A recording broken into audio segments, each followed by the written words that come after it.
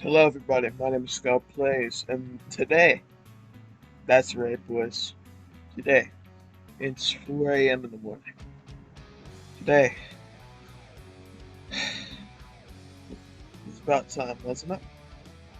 Today I'm going to be reviewing Slendytubbies campaign, and I have music on for an appropriate reason, alright? I need it on. The campaign is pretty important to me. By the way, revealing my desktop, pretty funny. I should probably open multiplayer. I'm not gonna play,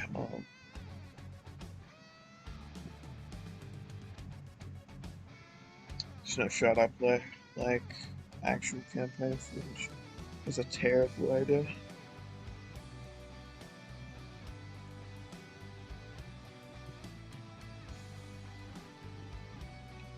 Slendytubbies 3 campaign is. I don't know how to feel about it because the Slendytubbies 3 campaign is just. It makes me emotional. So many ways. Because, well, it's probably the greatest thing I've ever played. It, it might be the greatest thing I've ever played. And that's saying a lot. That really is saying a lot when you think about it. Because, well, it's such a well-crafted masterpiece. I I can't play the gameplay of it because I would have to go through the story elements, and I don't want to do that because it's loud. I just want to play multiplayer, relax, and chill. But anyways, you all know why I have this music on in the background.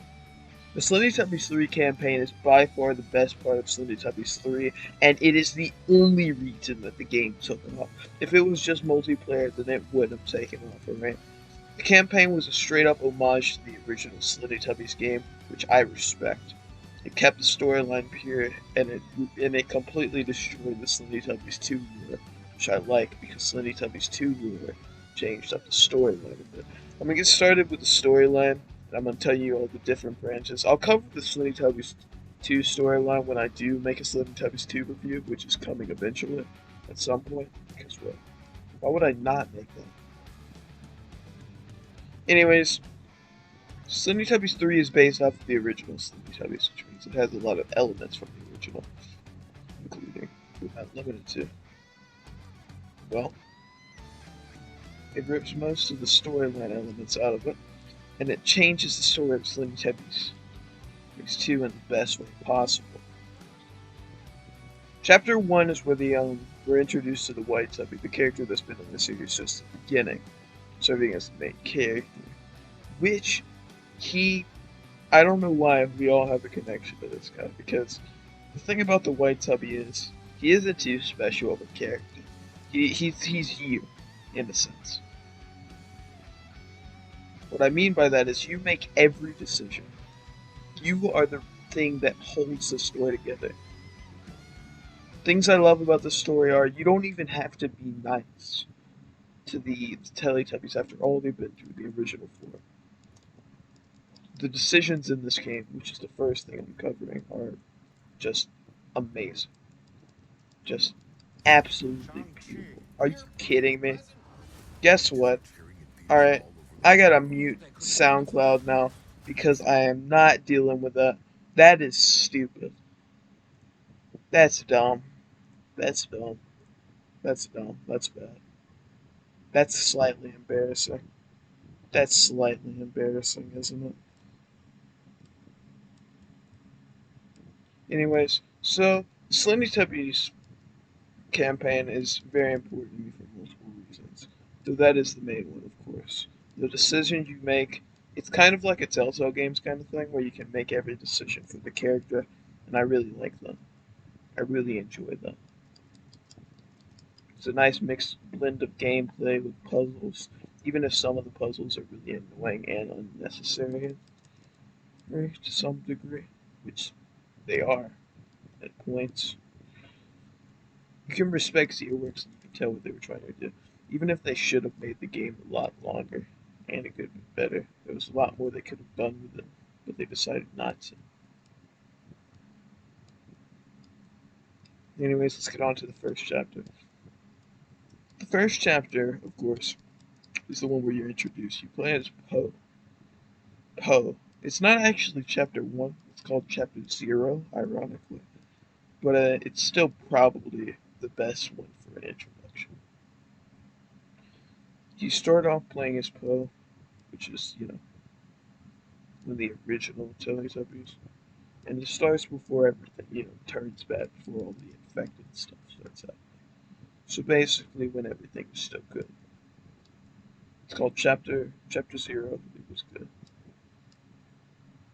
Play as Poe, you walk around a bit. There's not too much that happens, but then at the end is when it gets special, right? So basically, what happens is, in the summary, since I go completely off scripted in these videos, I'm like an eighth grade. Basically, in summary, Tiki Miki goes mad. You know the purple giant ass, that guy. Yeah, he goes mad, destroys the custard machine, which is where all the infected custard is coming from.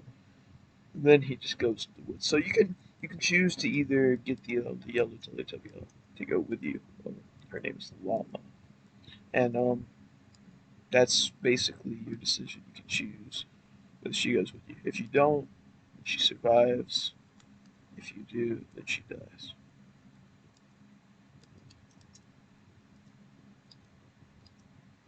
Find Tikimiki, he'll jump scare you. You have to do a quick time event, and that's about it. Chapter 1. I actually forgot what Chapter 1 is called. You guys can investigate that for yourself. I recommend you actually play the game instead of watching this review if you haven't already. Chapter 0 is actually just a beta, so it's actually the beta version of the game. So, yeah, I don't really mind spoiling that, but I just want to say spoilers for the main story. So basically, the way Tubby uncovers what's happened, he's been watching this unfold. So he decides to go out. You have to avoid newborns in the secret lair. Then you get up, and then it goes on to. I'm pretty sure chapter 1 just goes straight to. Never mind. That's not true. I'm pretty sure chapter 1 goes on for longer than that. So basically, you have to get custards, like a few custards, and hide from Tiki Winky and such. I'm just gonna let you kill me, take me out, and such, and you have to do that.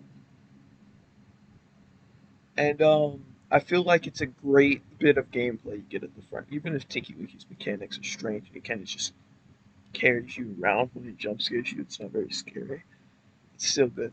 Then this is where a little bit of a goofy thing happens. He kind of eats the custard and turns into like a monster of some sorts. It's really strange, and I really don't know how to feel about it. But honestly, I think it's probably the best chapter of the game, besides from the final chapter.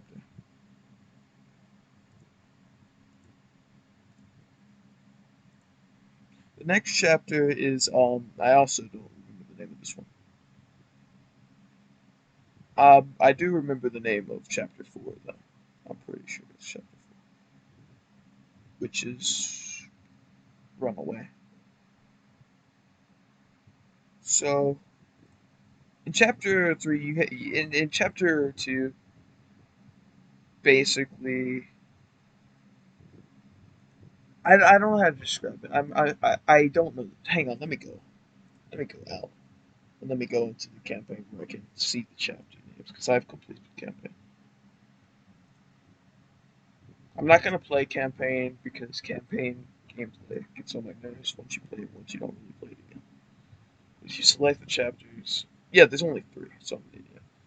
So yeah, chapter 1, and then chapter 2 is when you find your way. So in chapter 1, you get 2 decisions. You need to go to the cave, or go to the mountains. Since I went to the mountains, I'll tell you my experience there.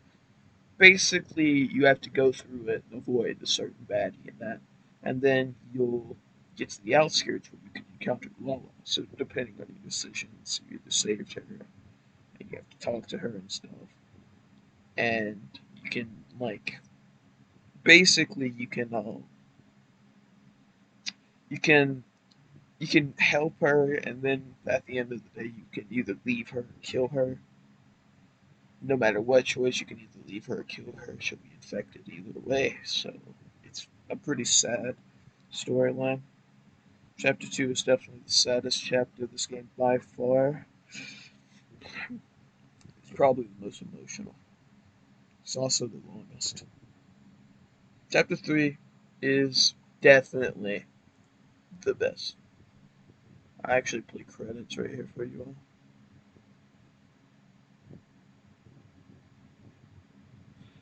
The other part. Hang on, let me turn audio over. You guys can hear the epic music. Chapter 3 is where stuff gets wild. Chapter Chapter 3, guys. Oh, Chapter 3 in and of itself is the greatest climax Slendytubbies has ever had. I'm not gonna lie to you. I'm not gonna lie to you, bro. The storyline is perfect. Besides from some annoying gameplay mechanics such as, the doors thing, the shade 2626, Jesus Christ. Anyways, then there's the godforsaken like levers thing at the beginning, and it's weird. It doesn't really make any sense to me, and that's just it's just kind of strange. Then there is the thing where you talk to Ron, which is the tubby you explore the satellite station, which has been the goal to get you through the entire game. Everyone's dead. Someone alive to be slain by something. You don't know what it is, but he tells you it has a chainsaw. It's headless and all that. Then you encounter Gypsy, who's headless with a chainsaw. It's crazy shit. Chases you, jump over the goddamn laser, and he blows up, and you steal his damn chainsaw. It's crazy. You do a boss battle where you fight an announcer, and like after that you go outside. You can choose whether you want to join Nunu or if you want to try and murder her. So if you try and murder Nunu, then you have to do a final boss fight with Poe. And if you choose to join Nunu, then there's a lot of enemies. Let me discuss the endings. So basically, the um the worst ending you can get is probably the evil ending or the regretful ending. Yeah, the regretful ending seems about right. The regretful ending is probably the worst ending because, well, you get chopped in half and infected. It's not very good. Basically, you change your mind halfway through joining in it, and it's doesn't go very well, does it? The evil ending is where you basically turn yourself in. You become one, and it's just a sad ending.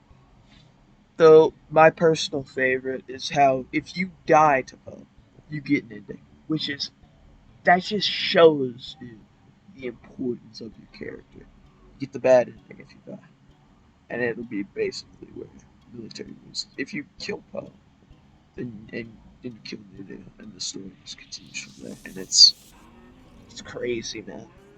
There's so much to discuss about the campaigns, those modes, it was introduced in this game. There's several Easter eggs. It's the amazing gameplay.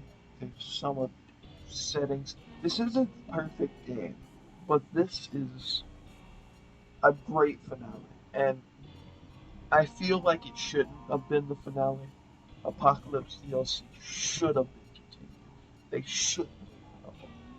This game has been so much to me, and I'm happy that I can share my experiences with everyone. Though I don't have the same connection to the multiplayer as I do the campaign. The campaign stuck with me for years and years after I forgot about this and then came back to it. And honestly, if I could learn about this game again and go down the rabbit hole, I would. Thank you all so much for watching. If you watched the whole ass video and got here, you might as well subscribe now. You're already too deep. You're already too deep in the hole to leave now. Come on. I make terrible videos like this every week. Subscribe if you want more. Scout Plebe. Signing the fuck off. 'Cause I'm tired. It's 4 a.m. and I'm making videos about Teletubbies. That's how you make it, boys. Anyway, I got a fucking ad. I got a fucking ad. You gotta be kidding. You gotta